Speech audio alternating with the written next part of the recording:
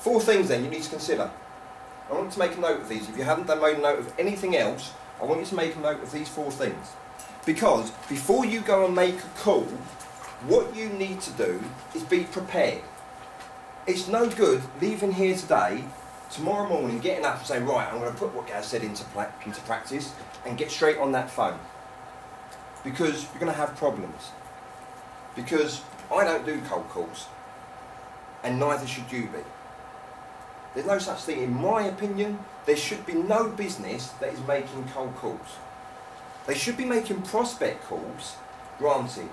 You should not be making cold calls, because my definition of a cold call is where you're picking up a name and a number from anywhere, and you have no idea who that person is, what their business is, and you don't know whether they're even your ideal client or a relevant client for you.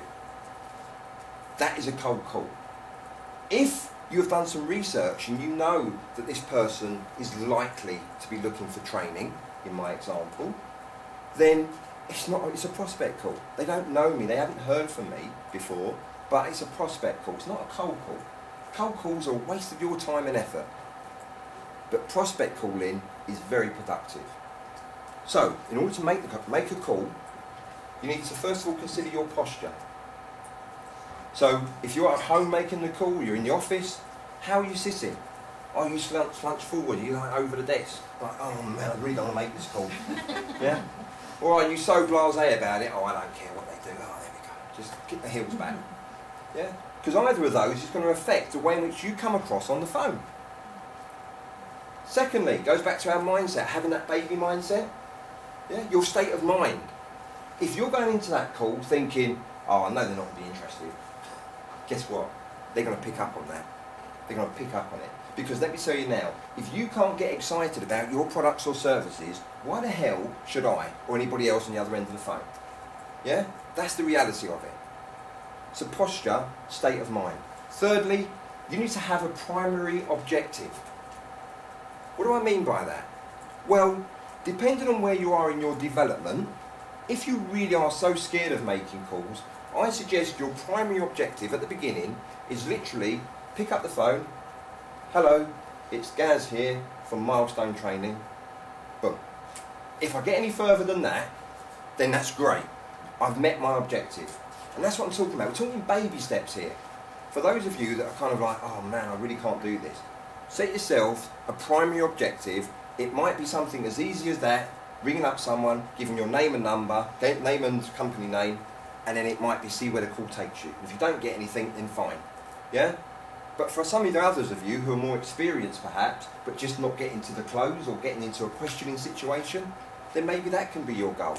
That you get the introduction out there, and then you just ask 1 question or 2 questions to the person on the other end of the phone. Maybe that's your primary objective. But you need to have an idea in your mind before you pick up the phone of where you'd like the call to go. Because if you leave it open, then you don't know whether you've celebrated success or failure in your mind. Although there is no such thing as failure, there's only feedback, isn't there? Yeah? And then, the 4th point, prepare questions. Prepare questions. You know that for somebody to turn into a client, they need to be able to fulfill a certain criteria. So, if you're selling me skin products, then one of the questions you might want to ask in a flippant way is, do you have skin? Because the products will be pretty used if you haven't got skin. But all things being said, you can ask a question. If you're selling skin products, you might ask a question such as, may I ask, what type of skin products do you currently use? So you might have that question prepared.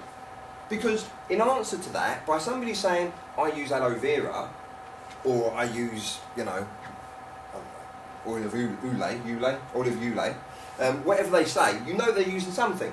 Or they might just say, actually, I don't really use any skin products. But whatever they say, it's great information for you. But you can prepare those questions. And this is what always blows my mind, where people struggle to overcome challenges. You know, when somebody says they're not interested, because I think you must know what the challenges are going to be after a certain period of time. So why don't you prepare answers to those challenges? Because then, that way, you're prepared. It's going to help you. And then, once we've done that, we're now ready for the call. Sorry. We're ready for the call. The call starts with an introduction. An introduction. And I always think it's really important that you get the call off to a really good start. So you start with a greeting. So that could be as easy as hello, hi, good morning. I mean, any one of us can do that, right? Yeah? Interactive still, guys. Yes. So, good morning, good afternoon. And then we go into 4 W's. And the 4 W's are as follows. Who you are, where you're calling from, where you're calling from, why you're calling, and most importantly, what's in it for them. What's in it for them. Once we've done that, that's the introduction out of the way. We then need to go to our fact find, which is all about getting that information. And we need to find out what their likes and their dislikes are, etc. That's the fact find. Once we get that information from them, we then start talking about selling our product or service to them. And then, when we've given them the information about our product and service, and we use something called features and benefits, and we link that to what they've told us, then what we do is we move on to perhaps talking about cost. So then we deliver the price. And then finally, the last thing we need to do is actually close.